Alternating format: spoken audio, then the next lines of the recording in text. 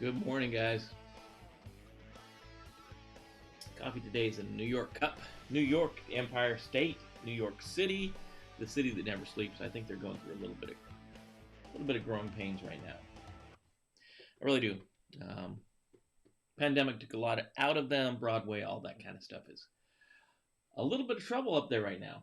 I'm going to start off this morning with a couple things. First of all, I owe y'all an apology. Yesterday we started looking at AC3, and we kind of rushed through it. I kind of blasted through it and was kind of quick going through it. I was looking at how many enhancements were there, and I was just trying to push through the control, trying to push through the enhancement, and it breaks the rule. The rule we have. Kind of good morning, folks. Richard, good morning, Richard. Morning, Mike. Mike, back in the military, back in the Army, you said, train to standard, not to time. And yesterday I was trying to get to time. I was trying to hit that time goal. And that's never the right thing to do. We have to hit the goal of getting the material across, because a lot of people look at these controls, this wall of controls, kind of like I looked at it yesterday. It's like, let's just blast through it and get through it. And we can't. We have to look at this thing as a way to secure our systems, to make them compliant with not only the security, that should be our number one goal. We want to secure the systems, but we have to meet those requirements as well, legal and regulatory requirements. We have to meet the compliance goals so our organization doesn't get in trouble either. So there's a couple of things going on. So yesterday, I apologize. I'm apologizing right now.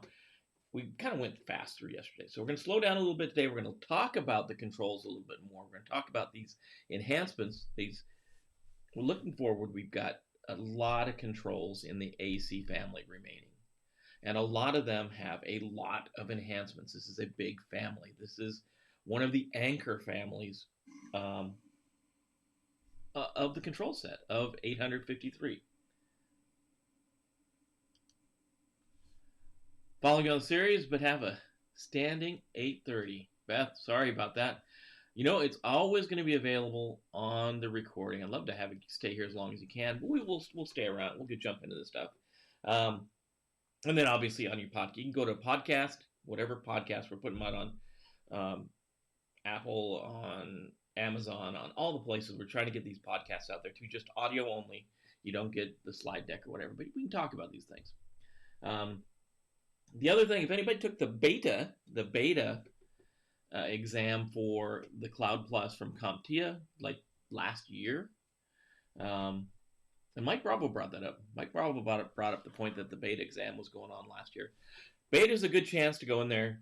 It's $50. You take the exam. If you pass it, you pass it. If you don't, $50 is a good price to pay for a practice exam anyways. So we have some people do good. We have some people do bad. I squeaked by. I'm not going to tell you my score because I don't want to, one way or another. I got the Cloud Plus. Some other people that were very good, that were hanging out with me, that were studying with me, didn't quite make it. That's okay.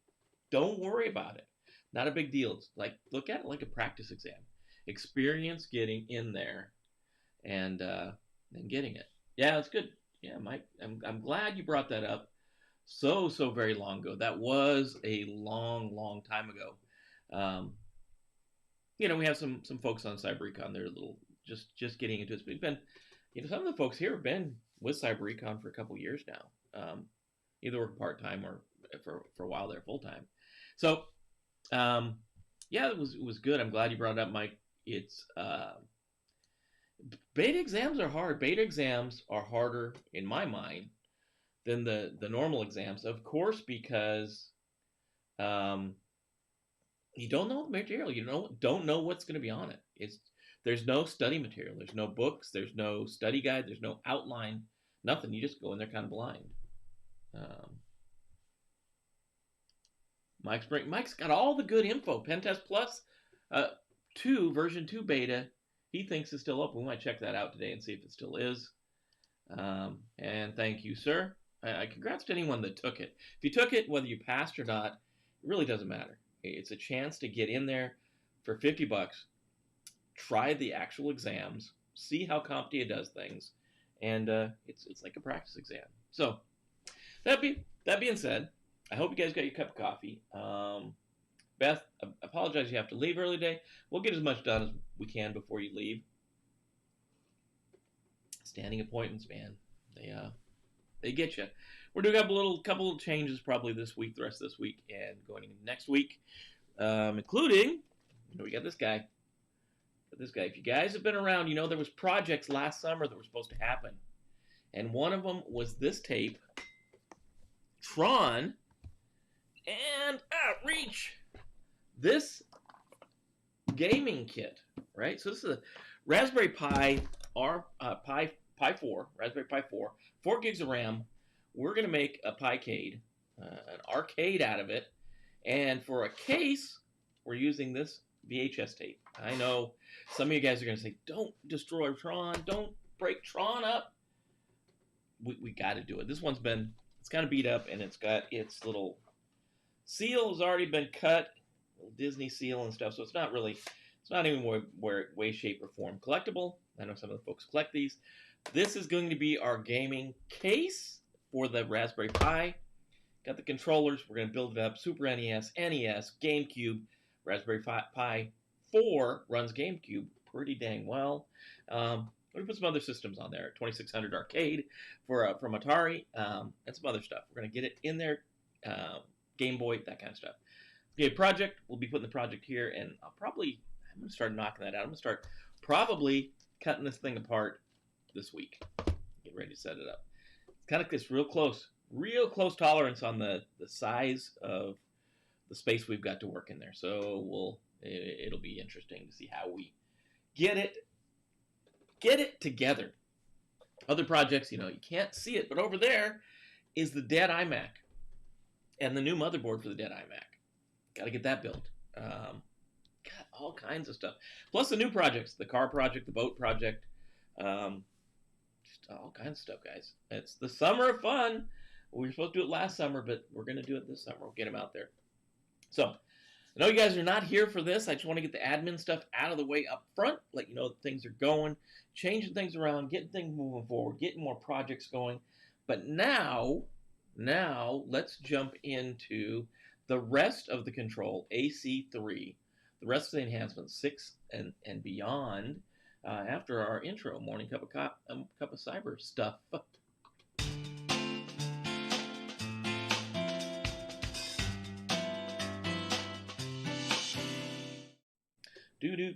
And on to the show. So, guys, we were talking about NIST control, AC3 access enforcement, and when we left off yesterday, I gotta move my stuff around. We were talking, we left off, excuse me, got a little frog in my throat. Left off in enhancement 5. So,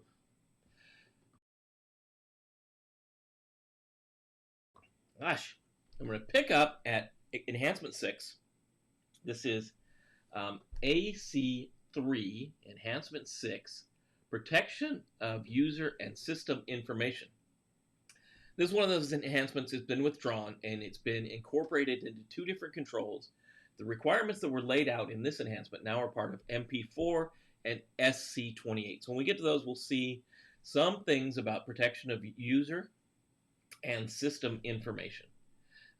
NIST will go through from every once in a while, and they'll look at these controls and say, is this really an access control, or is it like media protection? Does it does it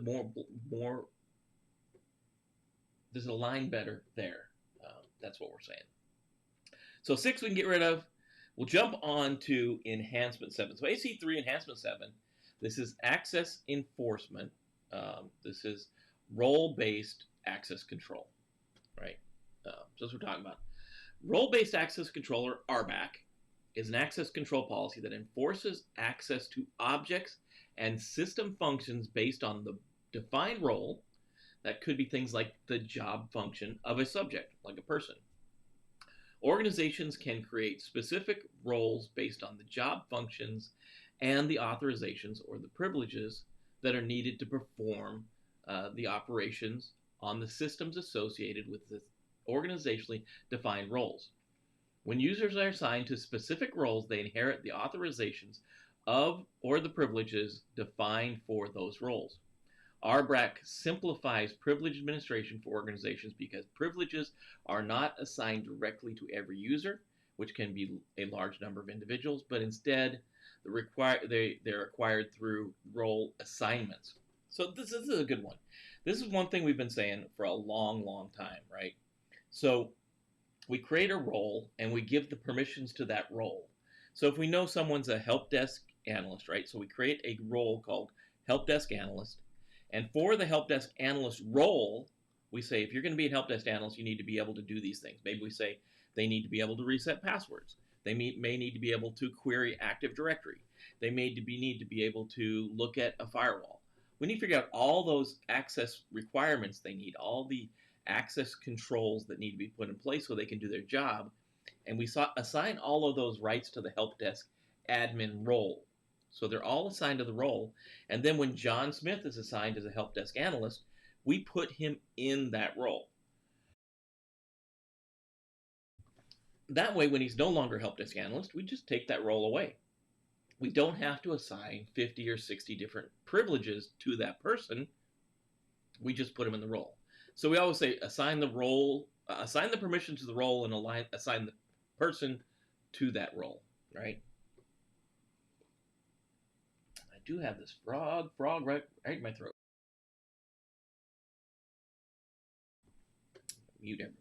So RBAC can also increase privacy and security risks if individuals assigned to a role are given access to information beyond what they need to support the organization mission or business functions.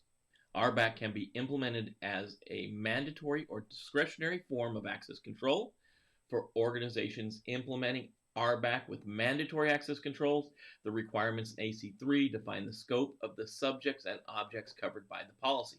There's no related controls to this. So we're just saying, be cautious when doing this. So with a role, you could inadvertently add too many permissions, and then when somebody gets assigned to that role, maybe they have more permissions than they needed. More dangerous than that is if we assign that John Smith to the help desk analyst role, and he gets all the permissions of the help desk analyst, and then he moves on to be a network admin, and he gets that role, but they don't take the help desk role away, then they start siloing permissions. And this gives people permissions beyond what they need. So we have to worry about that. RBAC is definitely the way to go. These are enhancements. This is an enhancement I would expect to see in most organizations. I would see AC3 Enhancement 7 as being one of the controls you really need. We should be putting people into roles, and we should be assigning permissions to those roles, not the people. So this is what the control looks like. Enforce the role-based access control policy over defined subjects and objects and control access based upon. And then there's an assignment, an organizationally defined variable, and that's the organizationally defined roles and user authorizations to assume the roles. Well, in my fictitious organization, we put that all in the access control standards. So our control says enforce a role-based access control policy over defined subjects and objects and control access based upon the roles and users defined in the access control standard. Now, be cautious when doing it like this, right? We could define the roles and the users right here in the control. I like doing it in a different documents because it can be maintained and managed a little better. But if we do it that way, we have to make sure that we create that access control standard, because if an assessor comes in, that's the first thing they're going to look for. Show me that standard. I want to see the roles and the users. I want to see all that stuff. And if we haven't done it, that's an immediate fail. Speaking of the assessor, this is what the assessor is going to look for.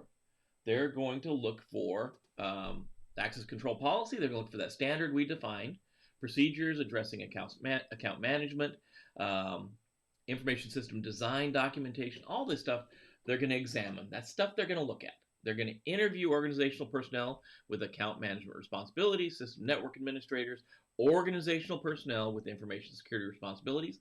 Those are the people they can go talk to, and they're going to test the automated mechanisms implementing the account management functions, automated mechanisms for monitoring privileged role assignments. So they want to see those things. So know when you're setting this control up, These are the things that the assessor can come look for. Make sure that you have these things in place. And I didn't hit everything on Examine because Examine's got so much stuff in it that, you're going to have to look at this and go, okay, audit tracking monitoring reports, the monitoring records, those things I need to make sure are available to the assessor when they come around. They're going to want to see those things. If we don't have them, that could be an easy fail. So here's what they're going to determine if the organization establishes and administers privileged user accounts in accordance with role-based access schemes and organizes allowed information system access and privileges into roles. Do they put those privileges into roles, right? Do we monitor the privilege role assignment? Do we define actions to be taken when privileged role assignments are no longer appropriate, and takes organizationally defined action when privileged role assignments are no longer appropriate? Do we define what happens when people don't need those roles anymore? And then do we do that? Really, that's still saying if that person is transferred, if they're terminated, what happens to those roles? We should be taking the people out of those roles and then making sure they're in the right roles, right? So that's role-based access control, or RBAC. You should be doing this one. That's an important one. Following right along with that, AC3 Enhancement 8. This is revocation of access authorization. That's an important one as well. So this one, talk about the discussion on this one. Revocation of access rules may differ based on the type of access revoked. For example, if a subject, a user process acting user or process acting on behalf of a user is removed from a group, access may not be revoked until the next time the object is opened or the next time the subject attempts to access the object. Revocation based on changes to security labels may take effect immediately.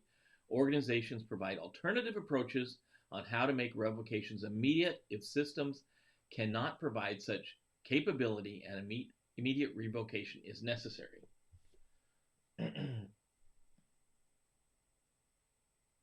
Beth had a good question.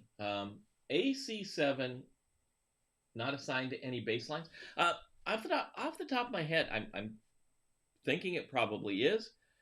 We really aren't.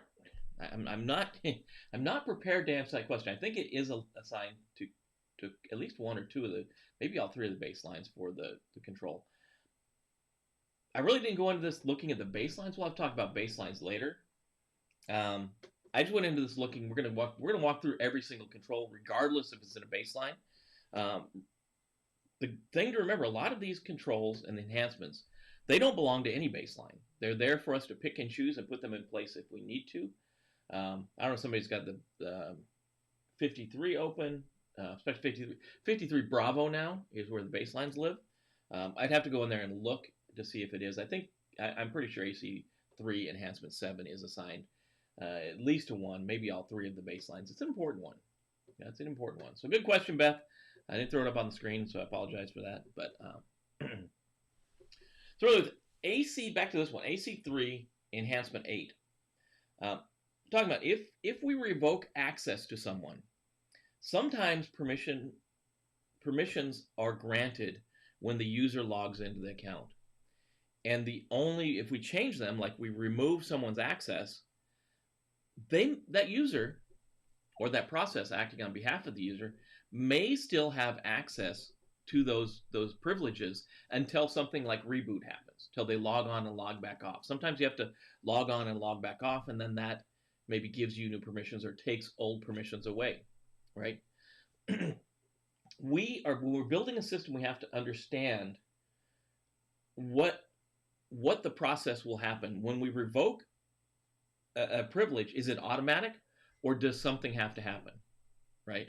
Is it the next time they access the object, does it go away? Is it the next time they reboot that it goes away, or is it immediate? We have to know that because we have to be able to define that. So if access is immediate, when we remove access, it's immediate, that's good. We can document that. But if it requires something like reboot and the system isn't going to immediately revoke those roles or that permission, what can we do as an organization? Obviously, we could go in and we could kick that user off the system and have them log back in. Maybe that's the capability we need for that last part. Organizations provide alternate approaches on how to make revocation immediate of access if systems cannot provide the capability for immediate revocation as necessary. Maybe that's it. Maybe we kick them from the system. We go in and just reboot their system from remote. That's probably not the best way to do it.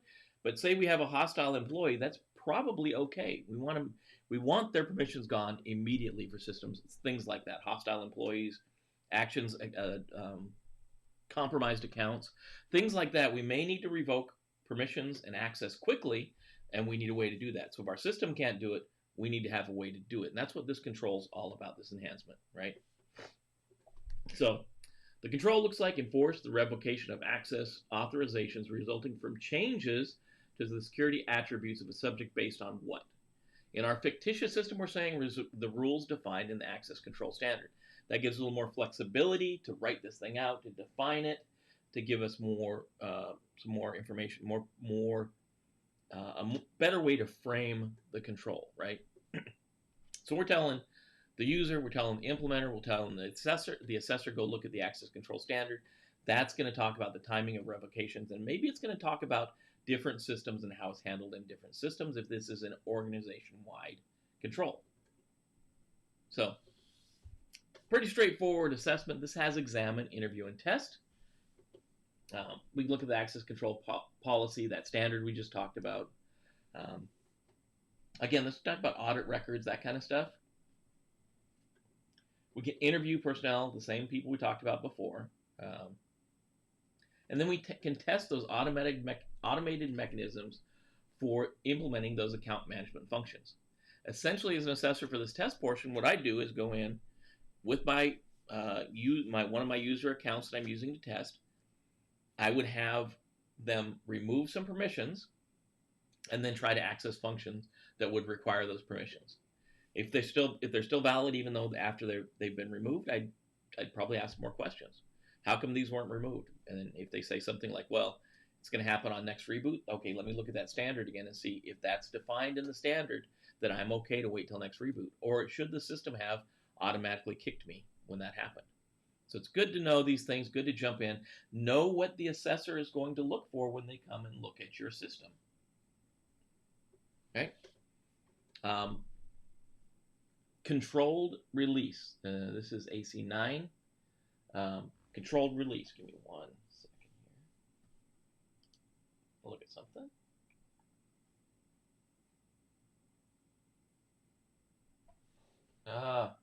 This is a mistake here. We're going to have to come back to this one, I think. Let me see.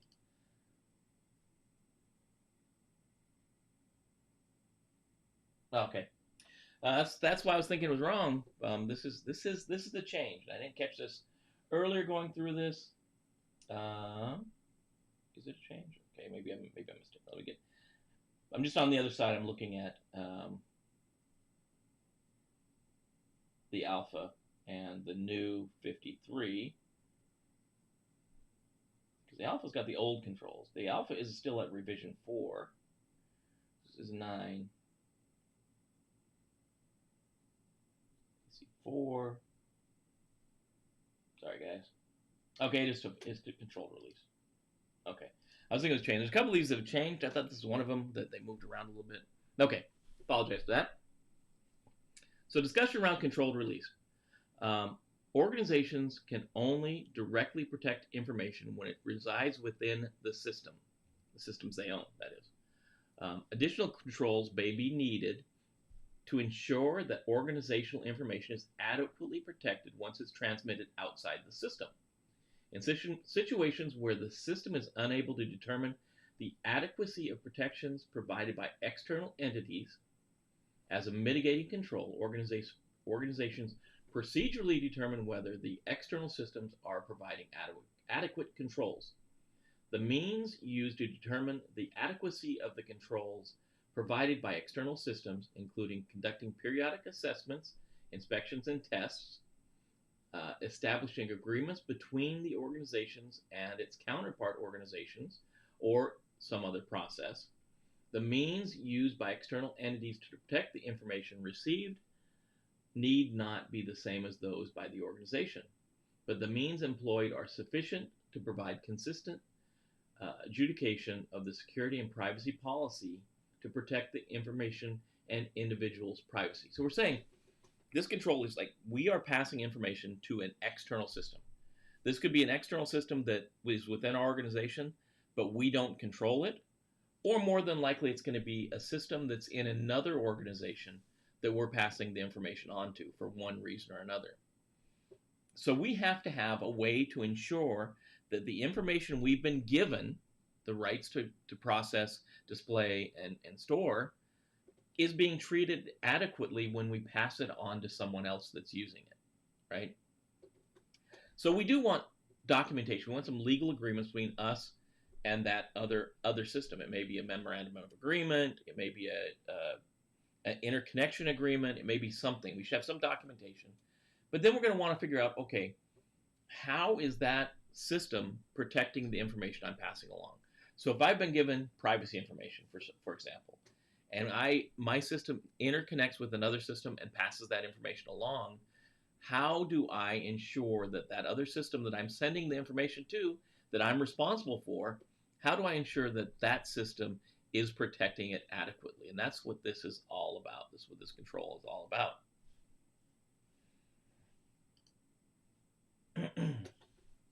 The controlled release of information requires systems to implement technical or procedural means to validate the information prior to releasing it to external systems. For example, if the system passes information to a system controlled by another organization, technical means are employed to validate that the security and privacy attributes associated with the exported information are appropriate for the receiving system. Alternately, if the system passes information to a printer in an organizationally controlled space, procedural means can be employed to ensure only authorized individuals can gain access to that printer. And we've seen things like this. This printer one is pretty good. We've seen a lot of things in the last 10 years where you can send a job to a printer, and that printer will not print the job until you go over and authenticate to the printer using something like a password or your common access control card or a CAT card or something like that. So, we want controlled release. So we're saying, in this case, we're saying we're sending information to a printer. The printer is outside of our system bounds. So how's that system that's taking care of the printing, how's that handling that information when it's being printed in a common area, right? So we can put technical means in place. We need to validate that the privacy attributes associated with the exported information are correct. We need to make sure we're protecting information that we've been given the responsibility for, but we're passing it on to other people. How do we take care of that, right? So this is what the control looks like. Release information outside of the system only if the receiving, and we're going to say organizationally defined system or system component, provides what? An organizationally defined controls, and organizationally defined controls are used to validate the appropriateness of the information designated for release. So we want to make sure that the information we're responsible for is we're treating it correctly, and anyone we pass it along to is treating it correctly too. In my fake system, my fake organization, I said the receiving information system provides data loss protection, or DLP, and the procedures in the data governance standard are used to validate the appropriateness of the information designated for release. So again, we're calling out another standard. We have to make sure that standard exists and it reflects the information that's required to meet this control. This one, again, we have examine, interview, and test. We've seen this very quite a few times, right? And we're going to, as the assessor, we're going to determine if the organization defines conditions for establishing shared. No, this is AC. It's the wrong one, guys. Okay, I'm going to tell you what it says. I don't know how hopefully I didn't copy all of AC2. That was kind of the assessment was kind of going quick this morning. So AC3 9. Oh yeah, it's much bigger. AC3 9 reads like this. I'm gonna go off of this and go up here. 3.9, determine if the organization defines the information system or system component authorized to receive information released outside of the established system boundary of the information system releasing such information. Do we define that? The organization defines security safeguards to be provided by the organizationally defined information system or system components receiving the information released from the information system outside the established system boundary. Do we define that as well? And then the organization defines the security safeguards used to validate the appropriateness of the information designated for release. Do we define that? Then we go on to say, the information system does not release information outside of the established boundary unless the receiving organizationally defined information system or system component provides the organizationally defined security safeguards, and the organizationally defined security safeguards are used to validate the appropriateness of information designated for release. That's what the control assessment should say. Apologize, I don't got the AC2 stuff in there somehow. Hopefully it doesn't continue. We're going to find out here in a second. All right, AC3 Enhancement 10. This is Audited Override of Access Control Mechanisms. So discussion around this one says, in certain situations, such as when there's a threat to human life or an event that threatens the organization's ability to carry out critical missions or business functions, an override capability for access control mechanisms may be needed. Override conditions are defined by organizations and used only in those limited circumstances. Audited events are defined in AU2 and audit records are generated in AU12. So we'll talk about those later. We see a lot of audit controls are related because this is an audited override of access control mechanisms. So we're laying on a lot of audit controls that can be used to supplement or reinforce this control. AU2, 6, 10, 12, and 14. We want to look at those if we can't fully implement this. We may want to look at those just to see how they relate to this control as well. So this is what the control looks like. Employ an audited override of automated access control mechanisms under what's the condition. We're going to have to, that's a variable we need to define. And what are the roles? That's a variable as well. Organizationally defined conditions and organizationally defined roles. So in my fake system, my fake organization, I said, employ an audited override of automated access control mechanisms under disaster recovery events and situations by disaster recovery administrators, right? So if there's a disaster recovery going, if there's a disaster or a disaster event going on or a disaster situation, we want to be able to make things happen quick. We want to be able to quickly resolve the situation. So in that case, we may say these disaster recovery administrators don't have to go through the normal access control mechanisms just to get their job done, get the organization back to where it belongs, right? Yep, I did it. I did AC2 for all of these guys. So it looks like I get the big old ugly eyeball on that one. As it says, determine if the organization defines conditions under which to employ an audited override of automated access control mechanisms. We have to define that first. And then the assessor is going to employ an audited, the assessor is going to then determine if the organization employs an audited override of information access control mechanisms under the organizationally defined conditions. The assessor has the ability to examine, interview, and test for this control. So, AC11, rolling along. Restrict access to specific information type. Description on this one says, restricting access to specific information is intended to provide flexibility regarding access control of specific information types within a system. For example, role-based access could be employed to allow access only to specific types of personally identifiable information within a database rather than allowing access to the database in its entirety. For example, other examples include restricting access to cryptographic keys, authentication information, and selected system information. This is related controls are CM8, CM12, CM13, and PM5. This was usage conditions before, and it's changed a bit. So we want to make sure that this is a big thing, right? This is a big thing we have to worry about now, especially when we talk about privacy. If we put, let's say we have a database that has user information in it, including their social security number, right? Anybody that has access to that database can look at all the records within that database, including the social security numbers. Well, maybe not everyone that has access to the database should be able to see all of the information. In this example, maybe they don't have the authorization to see that PII, that's social security number.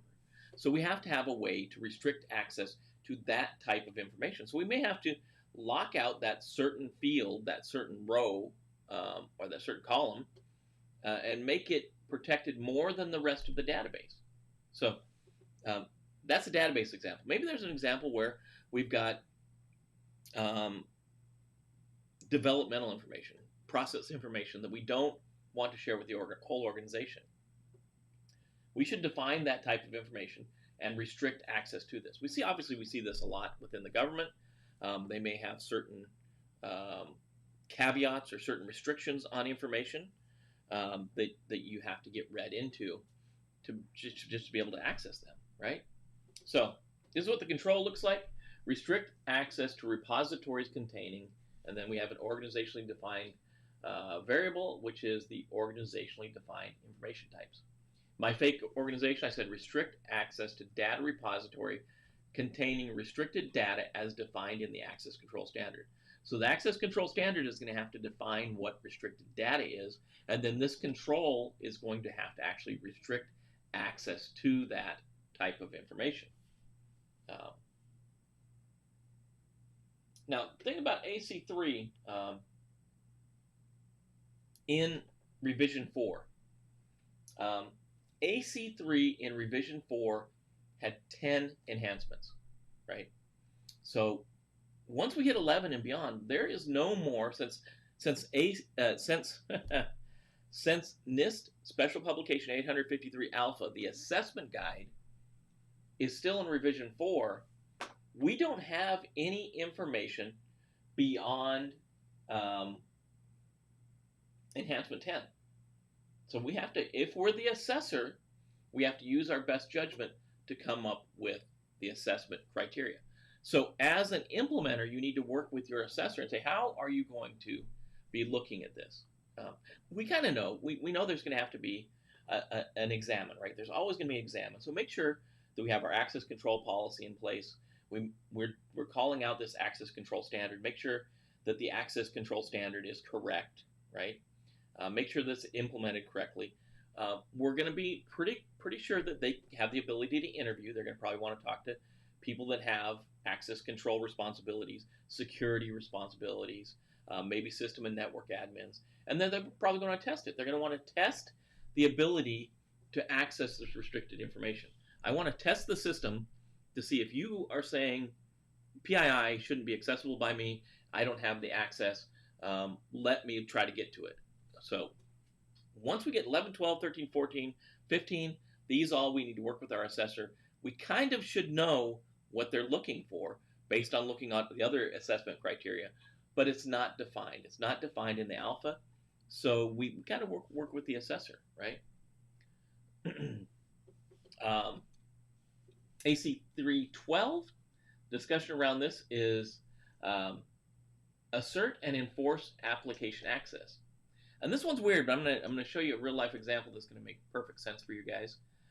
Asserting and enforcing application access is intended to address applications that need to access existing system applications and functions, including user context, global positioning systems, cameras, keyboards, microphones, networks, phones, or other files.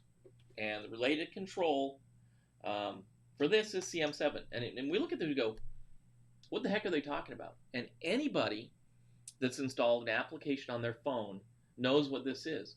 There's an assertion that comes up. When I go to install something that needs to use the GPS of my phone, at least with an iPhone, it comes up and it says, hey, this application wants to access the GPS. Or when I'm installing something on my computer, a pop-up comes in and says, hey, application X wants to access your downloads file. That's what they're saying. If an application is trying to get to another part of your system, there should be an assertion in place that if I say no, then that application can't get access to that thing. So maybe it's a application that needs access to GPS, but if I say no, it's probably not going to function. Maybe it won't even install. But we have to have an assertion that comes up and actually says that. We want to make sure that that happens when we're installing stuff, that enforces that application access. So if an application is accessing another part of your system, you want to know about it. And that's what this control is all about, this enhancement. And they're saying, for this is a control, we require applications to assert as part of the installation process the access needed to the following system applications and functions, and then there's organizationally defined variable. The organizationally defined system applications and functions.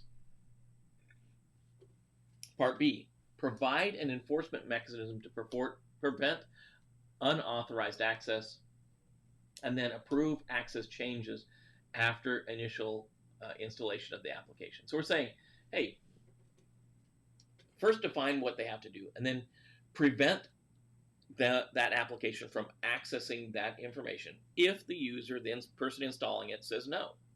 And then as changes going along, make sure those changes don't allow access as well, right?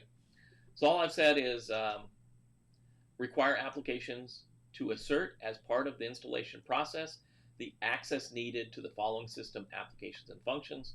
And I just said applications and functions as defined in the access control standard. Again, we're going to have to build the standard. We're building a document as we go along. We should be adding to it as we add these controls.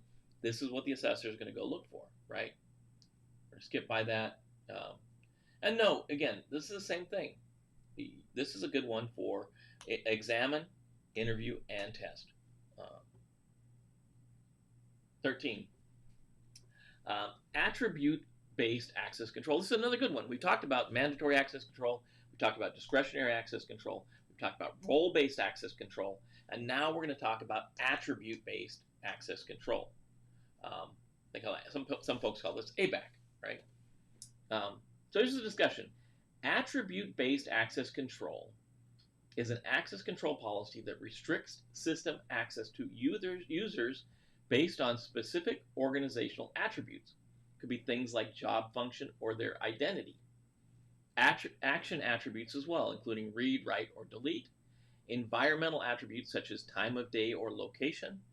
And resource attributes such as classification of the document. Look at all those attributes and give privileges based on that.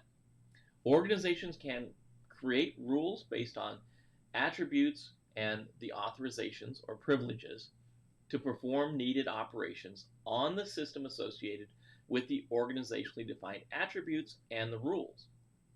When users are assigned to attributes defined in the attribute-based access control policies or rules, they can be provisioned to a system with the appropriate privileges, dynamically granting access to the protected resource. Attribute-based access control can be implemented with either mandatory or discretionary forms of access control. When they're implemented with mandatory access control, the requirements of AC3 define the scope of the subjects and objects covered by the policy. So attribute access control can provide some dynamic privileges, right? So maybe, and this is an example, maybe we have contractors and consultants that should only be accessing classified documents during normal office hours. And let's say normal office hours are from 7 a.m. till 7 p.m., right? So we can put that attribute in there. One attribute is going to be that the person is a contractor. One attribute is going to be that the document is classified. One attribute is going to be time of day or the location, right? So all day long from 7 a.m. to 7 p.m., that contractor, that consultant, can access that classified document. But at 7 o'clock and 1 second, that permission goes away. It's based on the role, or it's based on the attribute of time of day. Once the time of day is beyond 7 p.m., that changes the attribute. and then that access is no longer granted. Now, if that contractor, that consultant, becomes a full-time employee, that changes the attribute, and now they can access the document longer than 7 p.m. So it's a good one. ABAC is something that provides a little more granularity. It provides access to being able to do things in a more automated fashion. It's dynamically generating things. Maybe that same consultant, maybe if they go to a different location, maybe it's 24-hour ops there, and they can access the same classified document, but now they can access it 24 hours, any time of the day, because that attribute has changed. So it's dynamic, it's more automatic provisioning of access. It's a good way to go. A lot of places are going this way. It's a little hard to enforce. It's hard to build out because we have to define all of these attributes up front, right? So that's what we're going to see in the control. Enforce attribute-based access control policy over defined objects and subjects, and control access based upon what? In our fake organization, we say attributes defined in the access control standard. Of course, now we have to define those there, but they could be attributes: time of day, location, job role, classification of the document. All these things and many more could be used to define these different attributes, right? Caveats or different classifications or different things could be attributes to that document. Maybe length of time. Maybe length of time someone's been at an organization gives them access to special functions. If they're at a location or at a job longer than a year, they get different permissions. So can do it all dynamically, right? So again, with the same thing, we'd have to come up with the controls. We have to work with the assessor to determine what those are going to look like. We can determine that we're going to have examine, interview, and test on that one. It does have technical components. But that takes us to AC3 Enhancement 14, individual access. And this is something we've seen growing in scope from privacy concerns. And this really aligns a lot with what the European folks are doing with their privacy laws, right? So this is individual access, and it's a little bit of a weird one compared to how all the other access controls. The discussion around this one: individual access affords individuals the ability to review personally identifiable information about them held within organizational records, regardless of format.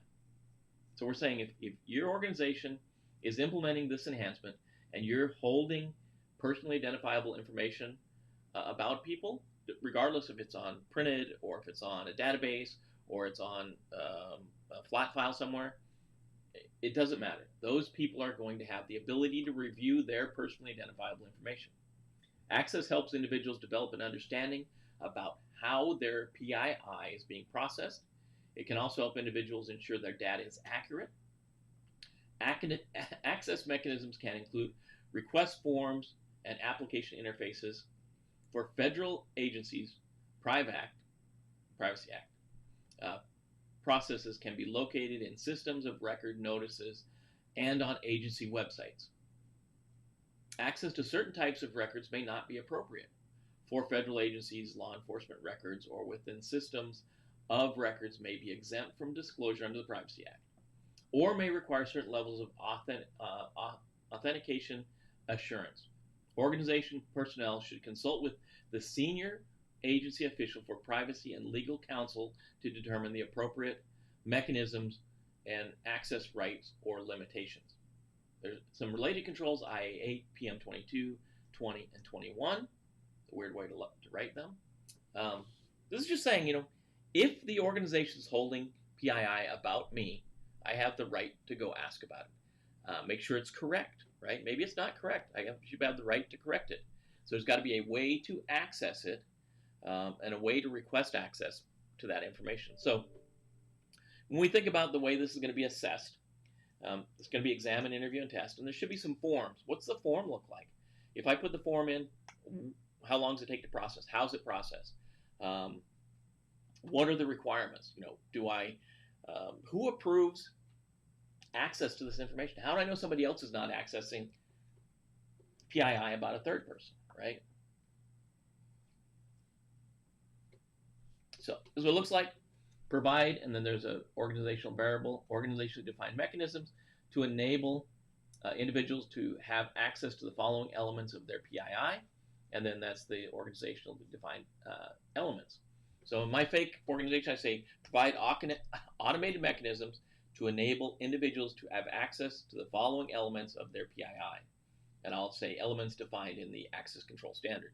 So access control standard, again, is growing, but now I'm going to have, these are the types of PII that we can release, and we should release. Obviously, bring legal counsel into this.